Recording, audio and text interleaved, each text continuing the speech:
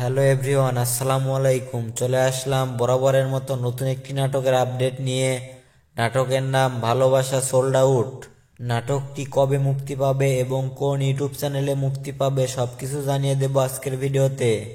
ভালোবাসা sold out শিরোনামের নাটকটি গল্প, ভাবনা এবং পরিচালনায় মহিদুল মহিম। এই নাটকে জুটি হয়েছেন জনপ্রিয় অভিনেতা ইয়াশ রোহান এবং জনপ্রিয় অভিনেত্রী তানজিম সারা তটিনী, এবং এই জুটির নাটক দর্শকরা বরাবরই অনেক পছন্দ করেন।